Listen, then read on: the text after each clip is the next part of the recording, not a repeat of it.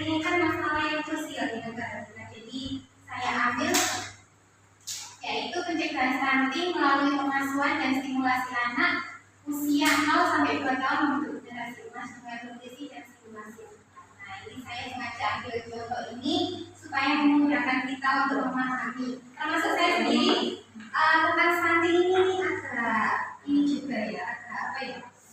Masih belum pernah mendapatkan pelatihan stunting saya dari dinas. Kemarin itu yang terakhir ada ya Bu ya? Ya Bu ada ya. Yang dipanggil stunting kemarin masalah stunting itu. Ya. Kita untuk tadi harusnya itu kan kita semuanya yang mendapatkan pelatihan pemahaman tentang stunting itu. Yang depan itu ada untuk destinasi ke semua. Yang dijadikan sebagai pelatih itu ya akhirnya. Ya ini kemarin yang membawakan ini namanya Prof. Saya rasa tidak asing lagi ya Prof. Itu Apa itu sih? tidak tahu maksudnya sama orangnya. Bukan nama Korea Indonesia. Iya, Iya, ya itu kan Prof. itu narasumber nasional. Jadi dia kemarin yang membawakan stunting. Jadi beberapa tentang dokumen-dokumen stunting itu ternyata beliaunya sendiri yang musuhnya di dunia. Selanjutnya, tidak perlu ya Bu ya, perkenalkan. Ya itu Pak usah, foto kuning sendirian ibu cuma. Jadi ya, kita ke pendahuluan dulu. Apa yang Anda ketahui tentang stunting? Bukan tentu kita kecil, berarti termasuk saya yang harusnya saya bisa tinggi, saya sekarang bukan berarti orang yang kecil atau orang yang kecil badannya itu stunting. Kita lihat dulu apakah kemampuan kognitifnya sesuai tidak sesuai dengan hal kalau memang dia tidak sesuai baru dikatakan stunting. Nah, definisi stunting di sini adalah kondisi gagal tumbuh pada anak balita akibat kekurangan gizi kronis. Mudah-mudahan anak-anak kita bukan termasuk salah satunya ya. Dan pentingnya mencegah stunting yaitu mencegah stunting penting untuk mendukung perkembangan fisik dan kognitif anak. Lanjut. Faktor penyebab stunting itu kurangnya asupan gizi, tidak mencukupi kebutuhan gizi terutama pada 1000 hari pertama kehidupan. Jadi kenapa kalau terakhir itu waktu hamil anak ketiga itu benar-benar dapat perhatian khusus ternyata dari puskesmas, mungkin dari pemerintah diturunkan ke dinas kesehatan kemudian turun ke puskesmas itu kemarin waktu hamil terakhir itu benar-benar kita itu didampingi oleh kakak-kakak. Kita disuruh isi data riwayat kita sakit apa, harusnya itu kan tugas dari bidan ya kalau tidak salah lagi. Nah itu enggak, kemarin itu saya hamil terakhir anak saya itu benar-benar kita itu didampingi karena takutnya itu tadi karena kan juga hubungannya dengan waktu itu COVID ya. Takutnya mungkin adanya gejala-gejala yang tidak diinginkan mungkin setelah anak itu lahir. Nah kemarin itu kita dikasih susu kalau nggak salah itu saya pakai sambil pas pandemi itu.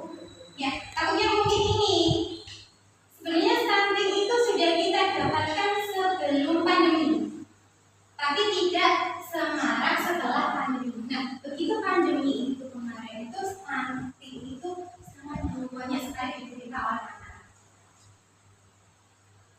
Nah kemudian selanjutnya itu pola asuh yang tepat, kurangnya pengetahuan orang tua tentang gizi dan perawatan anak. Makanya ada buku kayak itu tadi ya, bukan hanya sekedar untuk dan pajangan. Kalau saya dulu pajangan saja selama saya hamil, jadi saya jarang sekali membuka-buka buku. Malah saya tuh lebih senang browsing. Caranya kalau kita hamil seperti apa, terus asupan gizi pada saat itu hamil, saya tuh lebih suka browsing. Tapi dia buka ya itu di situ sudah lengkap semuanya. Mungkin begitu ada, mungkin belum tahu ya. Kalau tahu sudah tahu, maksudnya untuk mempelajari bukunya ya. Kalau untuk kontrolnya itu hamil. Baik, yang selanjutnya yaitu akses terbatas ke pelayanan kesehatan. Terbatasnya akses ke pelayanan kesehatan dasar dan imunisasi. Selanjutnya, nutrisi optimal untuk anak usia 0 sampai 2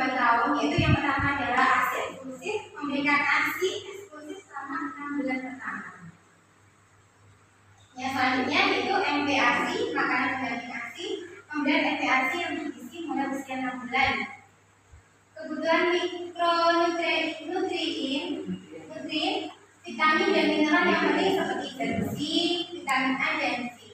Nah, asid eksklusif ini cukup menjadi momok juga ya, karena saya tiga-tiganya itu tidak pernah mendapatkan asid. Ya, asidnya agak bisa juga ya. Kan efek samping dari itu. Iya. Ya mudah-mudahan anak saya juga bukan masalah istri juga. Kemudian selanjutnya MPASI. Banyak kita ketahui pola asuh di pedesaan akhirnya itu kan ibaratnya apa ya? Anak dia umur 1 bulan sampai 2 bulan tuh kayak di lontek itu ya, pakai beras, pakai beras, pakai nasi sama pisang supaya mukanya itu biasanya itu ya kalau di desa-desa kan biasanya seperti itu. Dan itu terjadi memang di anak saya yang pertama, dia waktu usia 2 bulan itu masih mertua saya masih muda itu diperlakukan seperti itu. Ya saya ya kalau atau yang ngomong namanya belum waktunya kok sudah dibelikan. Dan itu termasuk salah satu pola asuh yang salah juga. Ya, itu termasuk salah satu bagian dari stunting juga. Kemudian mikronutrien. Nah, vitamin. Jadi belum balita. Misalkan namanya misalnya saja bisa yang mengasuh yang ikut. Nah, yang mengasuh yang ikut serta. Soalnya kan semua keluarga jadi tidak hanya ibu itu,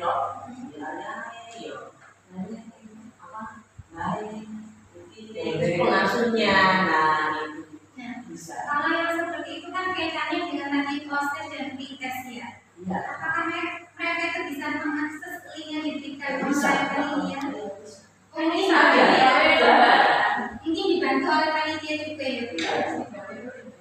Soalnya kok menarik sekali ada sampai isi juga. Jadi Iya. sampai tidak hanya Bukan hanya itu, Pak SPH kan ada juga Selatan, sekolah lansia tangguh, terus saya ada di dunia. banyak sekali ya punya program yang pemerintah setelah pandemi ini. Iya. Dan supaya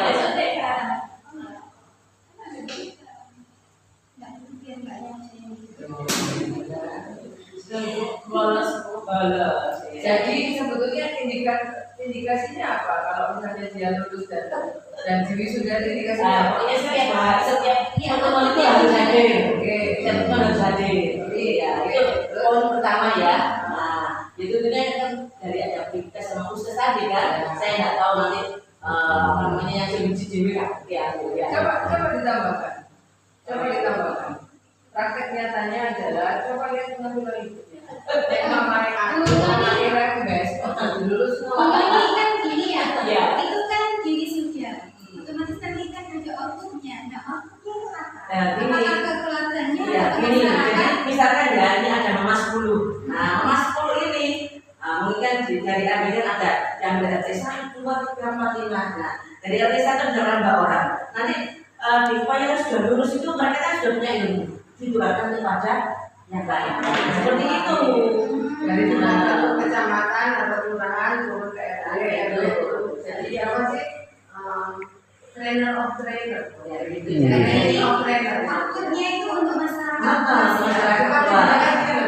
ini sedang dilatih untuk menjadi pembicara yang tingkatan sedikit. Iya, nanti bunyi itu enak, ada nggak siapa pembelajaran. Tesnya paling gampang ketika ada yang menerima hal seperti itu dengan apa reaksinya. Kalau tak perlu ini tadi kalau saya enggak, jangan cuma perlu lewat presentasi poster, lihat ide ayu, tapi anaknya mau lembes, jauh sedih dulu semua. Tuh, kenapa enggak? Kenapa enggak? Jadi ada aja. Ibu top tutu cuantik cerita tentang nama mana di ruangan, mana di bawah Indo, mana capek, ada Ada. Kemudian anak jajan itu untuk apa? Anaknya diajak ya kan di rumah mungkin kan ada yang bermain kan ada sendiri kan apa namanya keluarnya jadi diajak bermain di situ bermain sembarang pokoknya kan ada sama pelatihan kan gitu, kalau yang beneran pelatihan kan ada teman perempuan anak pasti. Tapi selama ini kalau saya di pelatihan besar itu tidak boleh membawa anak. bermain ini kan SOT kan Itu sekolah kan orang dinas. Itu kan dinas.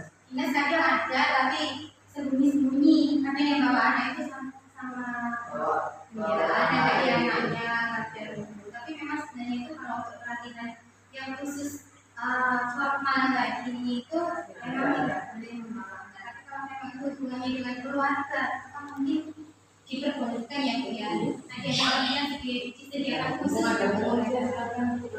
Jadi kemarin kalau nggak sentuh gini, jadi tidak hanya ibu, nah, Bapak juga berperan penting, ya seperti itu dalam pola asuh anak itu. Sampai kiri mau soal penitipan bapak, penitipan bapak kan ada di dalam. Jadi boleh diikuti siapa ayah mengasuh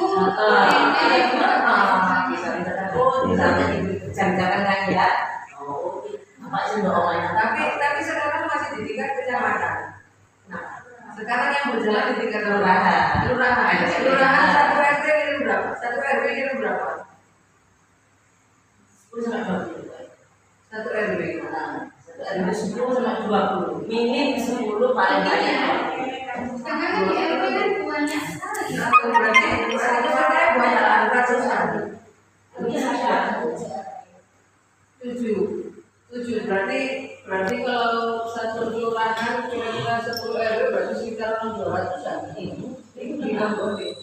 Di balik RW masing-masing. Di RW masing-masing. Oh, maksudnya hari ini di RW ini. Cukup menarik ya Pak ya. Ya. Program dari pemerintah ini ternyata setelah pandemi ini banyak sekali program-program yang diselenggarakan oleh pemerintah. Yang tujuannya kan bagus kan. Di sekolah asuh ya. Kadang-kadang Hubungannya nom itu sebetulnya. hubungannya dengan stunting ini Iya. juga salah satunya. Nanti mungkin ada teman ada. Next. Nah, baik Ibu, selanjutnya kita kembali ke sini karena tenaga kesehatan dan masyarakat. Nah, mungkin salah satunya itu ya Pak Gulung ya yang kita coba tadi di masyarakat, yaitu edukasi dan konsultasi itu tadi sudah ya perannya bidang banyak. Nah, kesimpulannya ya di sini kan banyak juga ada bidan, ada petugas kesehatan, karena juga ada yang humantik itu ya yang sudah ikut di KSH yang di ikut dinas juga kan itu yang mungkin salah satunya dari program yang sedang dicanangkan oleh pemerintah. Saya juga nggak tahu, saya tahu hanya di Surabaya, mungkin di daerah lain juga ada melakukan seperti itu. Nah, kesimpulannya yaitu intisari pencegahan stunting yaitu kombinasi nutrisi yang tepat, pengasuhan yang baik dan stimulasi yang tinggi. Aksi untuk masa depan yaitu pentingnya di dalam bersama untuk menciptakan generasi yang sehat dan cerdas. Selanjutnya, nah sekarang kita ke sesi tanya jawab.